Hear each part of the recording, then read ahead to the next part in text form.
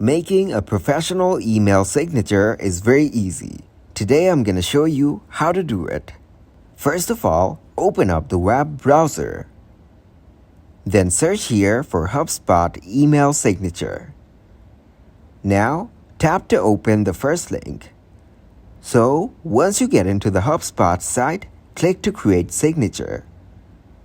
To make a professional email signature, you need to enter your personal or work information.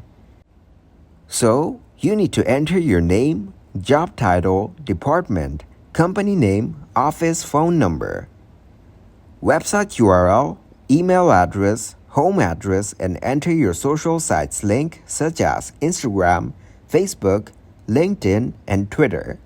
Now, when you're done with everything, simply click to create signature.